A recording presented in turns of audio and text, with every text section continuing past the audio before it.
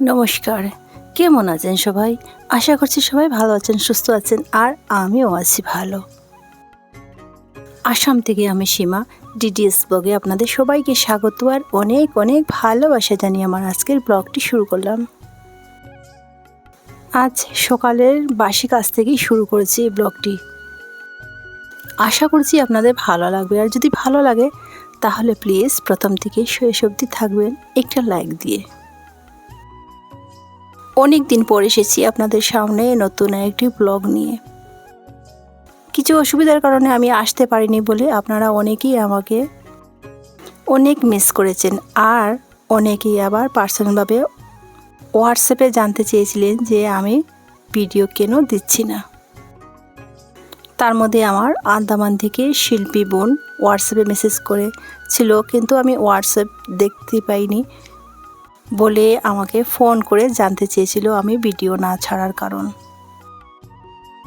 সে যাই হোক, আপনাদের ভালোবাসার টানে আবারও ফিরে এসেছি ছোট্ট একটি ভিডিও নিয়ে। ওইদিকে আমার সকালের অন্যান্য বাসি কাজের সাথে সকালের বাসন কুসন মেজে এই বেচারাটা গুছিয়ে নিচ্ছি। আমাদের জীবনে সুখ দুঃখ তো লেগেই আছে, কখনো সুখ কখনো দুঃখ, তা নিয়ে তো আমাদের জীবন। দুঃখকে হার মেনে তো আমাদের জীবন চলবে না, থমকে দাঁড়ালে তো আমাদের জীবন আর এগোবে না।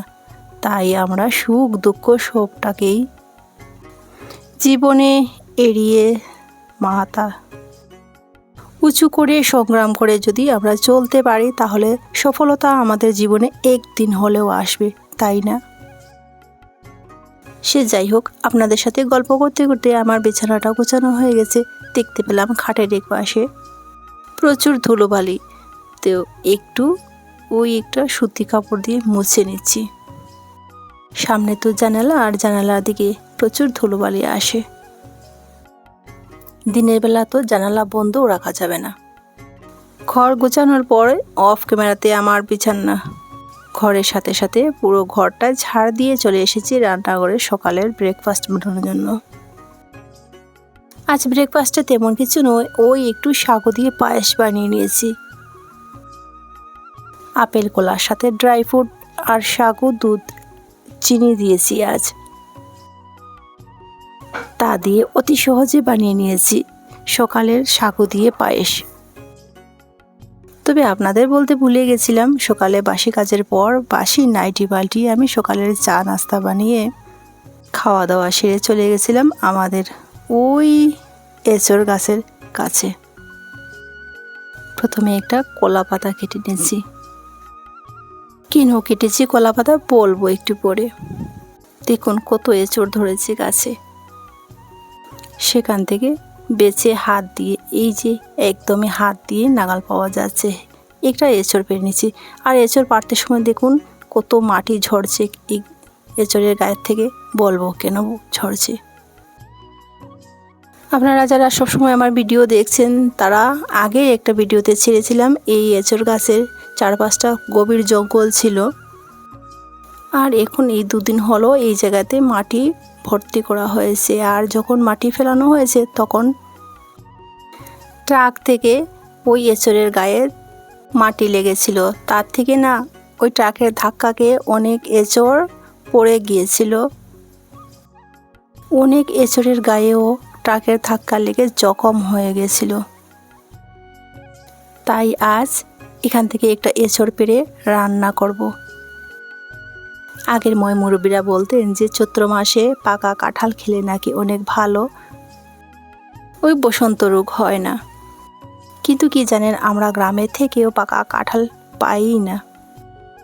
যখন কয়েকটা দিন আগে আমরা খেয়েছিলাম এঁচড় রান্না করে, তখন ছিল ফাল্গুন মাস, আর এখন হয়েছে চৈত্র মাস। তাই আমি পাকা কাঁঠালের অপেক্ষা না করে ওই কাঁচা এঁচড়ই রান্না করে খাবো আজ।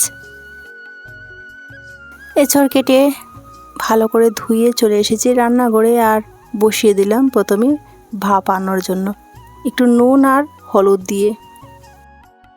এরপর অফ ক্যামেরাতে আমি সবজি কিছু কেটে নিয়েছি। আছে এখানে সজনে ডাঁটা, আলু, টমেটো, আছে পাঁচমিশালি সবজি। এর সাথে ওই এঁচড়ের জন্য আলু কেটে নিয়েছি। সব সবজিগুলো কেটে ধুয়ে পরিষ্কার করে রেখেছি রান্না করার জন্য। চলে গেছি রান্না করাতে। ওইদিকে সজনা ডাঁটা বসিয়ে দিয়েছি, আর অপর দিকে আমি শুক্তোর জন্য বেগুন আর করলা ভাজা করে নিচ্ছি। একটা মেয়ে যখন বিয়ে হয় তখন অনেক বড় স্বপ্ন আশা নিয়ে শ্বশুরবাড়ি আসে, কিন্তু ভাবলে কি অবাক লাগে না?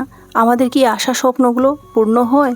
কখনোই না। সব আশা স্বপ্ন আমাদের পূর্ণই হয় না। তাই বলে কি আমরা আমাদের নিজের আশা স্বপ্ন ছেড়ে দেব? কখনোই না। স্বপ্ন দেখলে এক না একদিন তো আপনাদের স্বপ্ন সফল হবে। ওইদিকে আমি সজনে ডাঁটার মধ্যে শস্য আর টমেটো পিউরি দিয়ে দিচ্ছি।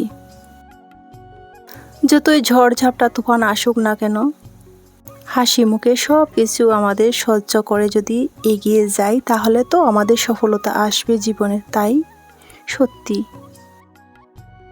সজনে ডাঁটা তো হচ্ছে। অপরদিকে আমি এঁচড়ের জন্য যে আলু কেটেছিলাম সেই আলুগুলো ভাজা করে নিচ্ছি। এর সাথে সাথে পাঁচফোড়ন, শুকনো লঙ্কা আর তেজপাতা দিয়ে ওই পাঁচমিশালি সবজি বসিয়ে দিলাম শুকোতের জন্য।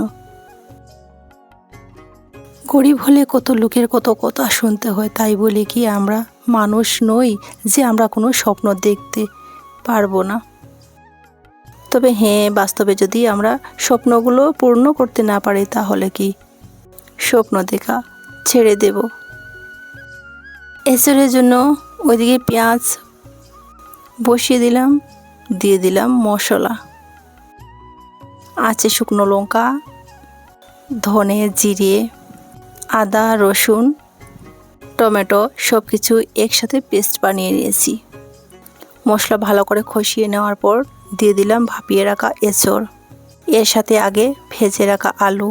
ওই আমার রান্না পুরো কমপ্লিট করেছি। সজনে ডাঁটা চচ্চড়া করেছি, এঁচড় আর শুক্তোটা একটু শুকনো শুকনো করেছি। রান্না বান্না করে নেওয়ার পর আমার রান্নাঘরে যা যা বাসন ছিল সবগুলো মেজে ওই জায়গাটা একটু নোংরা হয়ে গেছিলো, তাই ওই জায়গাটা একটু ঝাড় দিয়ে নিচ্ছি। যদিও বা সকালবেলা ঝাড়ু দিয়েছি, কিন্তু কি জানেন, এখানে ওরা কাজ করেছিল তো, যার কারণে জায়গাটা নোংরা হয়ে গেছিল। এই জায়গাটাতে ছিল আগের লাউয়ের গাছ, আর লাউয়ের গাছ তো কাটা হয়ে গেছে, যার কারণে জায়গাটা একদম পরিষ্কার হয়ে নোংরা পড়ে আছে। তাই নোংরাটাও পরিষ্কার করে ঝাড়ু দিয়ে দিলাম। ঝাড়ু টাড়ু দিয়ে আবারও স্নান করে খাওয়া দাওয়া সেরে একদম বিকেলবেলা আমাদের ওই পুকুর থেকে মাছ আনা হয়েছিল। এখন তো গরমের দিন, অনেকবার স্নান করলেও কোনো সমস্যা নেই। মাছটা ছিল সিলভার মাছ, যার কারণে মাছের আঁশগুলো ছিল খুবই ছোট ছোট। আর আমি না স্টিরুল দিয়ে এইভাবে পরিষ্কার করে ঘষে ঘষে পরিষ্কার করে নিয়েছি। খুবই সুবিধে হয়েছিল আমার কাছে মনে হয়েছিল বটি থেকে ওই স্টিরুল দিয়ে তার আঁশগুলো ছাড়াতে সুবিধে। তো বন্ধুরা, আজ এই পর্যন্ত, দেখা হচ্ছে পরবর্তী ভিডিওতে। সবাই সুস্থ থাকুন, ভালো থাকুন, সাবধান থাকুন। আসি, টাটা।